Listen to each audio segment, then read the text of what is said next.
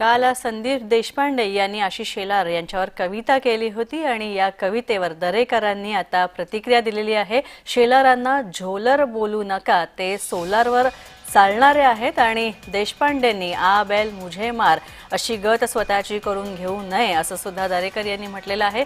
झोलर कोण हे खोलात गेलं तर नक्कीच समोर येईल असं सुद्धा त्यांनी म्हटलेलं आहे।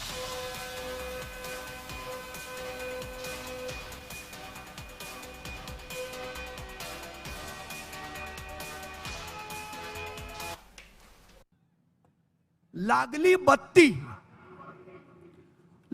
बत्ती पार्श्वभागाला की येतो शिवतीर्थावर चहा प्यायला। लागली बत्ती पार्श्वभागाला की येतो शिवतीर्थावर चहा प्यायला। बँड्रातनं निवडून येण्यासाठी येतो पाठिंब्याची भीक मागायला। लागली बत्ती पार्श्वभागाला की येतो शिवतीर्थावर चहा प्यायला।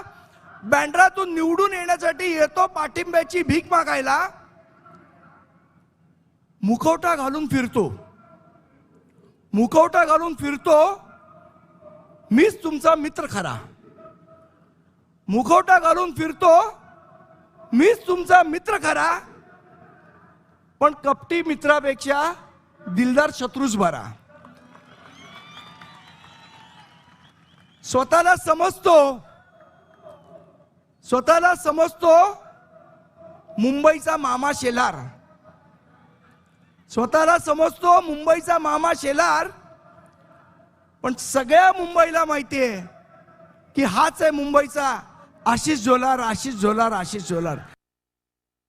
मंत्री म्हणून काही कमी असेल बोलला, त्याने काही सूचना करा, परंतु मला वाटतं व्यक्तिशः झोलार बोलणं ते सुद्धा कोणी आता त्याच्या मुळाशी आम्हाला जायला नको। झोलार आशिष शेलार आहे की झोलार आणखी कोण आहेत?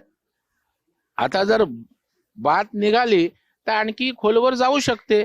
त्याच्यामुळे झोलर कोण आणि खरे कोण हे समोर यायला काही वेळ लागणार नाही। मला वाटतं स्वतःहून आ बैल मुझे मार असं संदीप देशपांडेंनी करू नये।